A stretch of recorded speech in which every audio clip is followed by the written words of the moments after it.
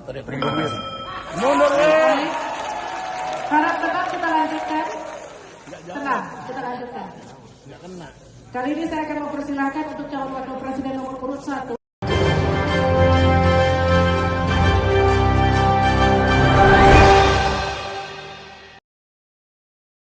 Assalamualaikum warahmatullahi wabarakatuh. Jadi sempat viral di sosial media yaitu Capres nomor urut 2 Prabowo tertangkap kamera menarik jaket dari Menteri Investasi Bahlil Lahadalia. Jadi dalam video tersebut terlihat Prabowo memanggil Bahlil sambil menarik jaket untuk mendekati Prabowo yang sedang duduk. Ya, jadi walau jaketnya ditarik, Bahlil tampak tersenyum seraya bercanda. Sambil tersenyum, Prabowo juga terlihat menepuk paha dari Bahlil. Baik, langsung aja Anda simak videonya. mundur, Baik. Harap tenang, kita lanjutkan. Tenang, kita lanjutkan. Kali ini saya akan mempersilahkan untuk calon wakil presiden nomor urut 1. mundur, Baik. Harap tenang, kita lanjutkan. Tenang, kita lanjutkan. Kali ini saya akan mempersilahkan untuk calon wakil presiden nomor urut 1. Nah, inilah gambarnya ya. Jadi jaketnya ditarik. Kita nggak tahu apa yang dibisikkan Prabowo kepada Bahlil ini. Bahlil masih menjadi Menteri Investasi Jokowi ya. Dan trending di Twitter yaitu dengan tagar si gemoy itu emosian. Coba kita lihat di saat Prabowo diwawancara ya. Saya mendengar Prabowo Subianto seorang yang sangat emosional. Dia emosional. Pengertian emosional bagaimana? Karena kalau Marah. kalau marah, saya kira Iya emosional. waktu katakanlah saya sebagai komandan pasukan tempur, ya saya kira memang saya harus akui saya cepat marah. Marah itu ya bagian daripada menurut saya bagian dari kehidupan. Marah, gembira, sedih, tertawa itu bagian ya. Tapi Anda tanya, memang saya akui sendiri bahwa saya cepat marah. Temperamen aja ya, temperamental. Nah, Prabowo sendiri mengakui ya kalau dia sendiri adalah orang emosian atau temperamen. Nah, di saat kejadian Bahlil ditarik jaketnya oleh Prabowo, banyak pendukung Prabowo mengatakan itu biasa karena dia bersahabatan, sering bercanda ya. Tetapi kan hanya mereka berdua yang tahu. Tapi kalau kita menilai, penilaian publik pasti beranggapan bahwa Prabowo seperti ini sikapnya ya. Nah, ini sempat juga viral di sosial media di mana Mahfud MD menanyakan kepada Gibran yaitu tentang investor di IKN. Jadi menurut Mahfud MD, sebutkan investor yang sudah masuk di IKN. Yang dimaksud Mahfud MD adalah investor asing. Tetapi Gibran menjawab sudah ada investor seperti Agung Sedayu Group dan Mayapada.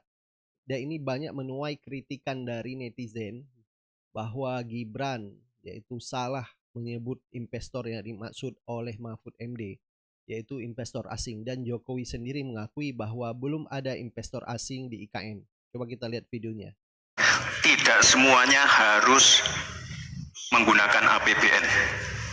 Contoh IKN, banyak yang gagal paham. Tidak 100% pembangunan IKN itu menggunakan APBN. Yang digunakan hanya 20%. Sisanya adalah investasi dari swasta dan investasi dari luar negeri.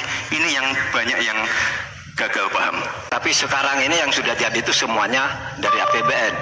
Sejauh yang kita baca, sampai sekarang belum ada satupun investor yang masuk ke sana. Coba kalau ada sebutkan, misalnya 2 atau 1 gitu, investor mana yang sudah masuk ke sana. Dan untuk menanggapi Prof Mahfud, Prof mungkin nanti setelah pulang dari debat bisa di Google, sudah banyak yang masuk.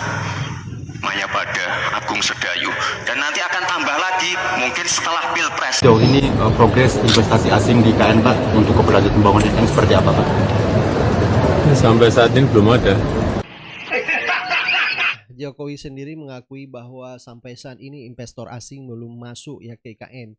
Jadi kita lihat memang banyak juga investor asing yang melihat IKN tapi mereka berpikir 2 kali untuk berinvestasi di IKN karena dianggap bahwa penduduk di IKN sangat sedikit dan ini akan mempengaruhi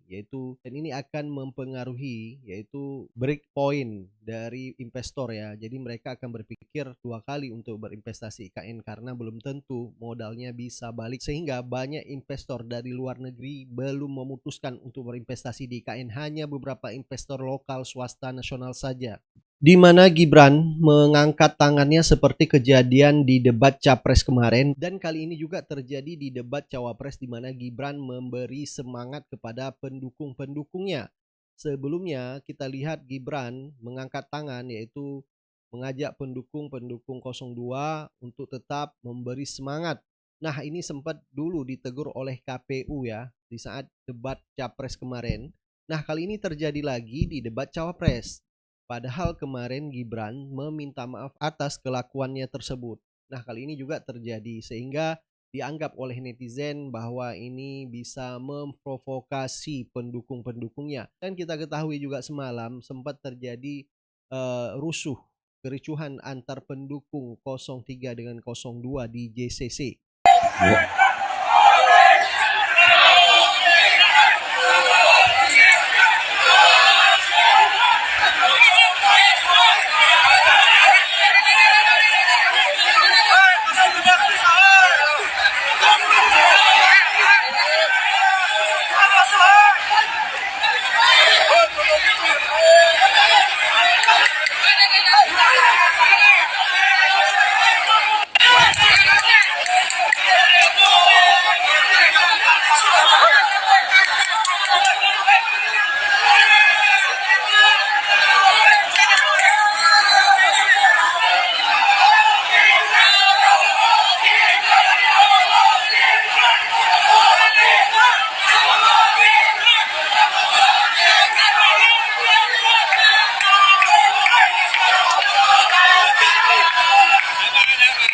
Baik, silakan Anda beri pendapat dan komentar Anda. Kita akan ketemu di video-video selanjutnya. Assalamualaikum warahmatullahi wabarakatuh.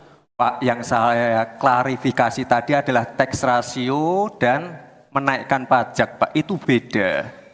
Kita ini tidak ingin berburu di dalam kebun binatang. Kita ingin memperluas kebun binatangnya.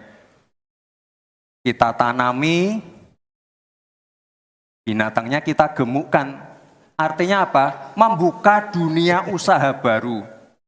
Sekarang NPWP, yang punya NPWP ini baru 30%. Artinya apa? Kita harus melakukan intensifikasi dan ekstensifikasi. Saya tahu pasti pada negatif thinking. Kita tidak akan memberatkan UMKM yang di bawah omsetnya 500 juta. Pajaknya 0. Pengen modal 200 juta, kur, tanpa agunan, nggak ada yang memberatkan, Mbak. Terima kasih. Baik.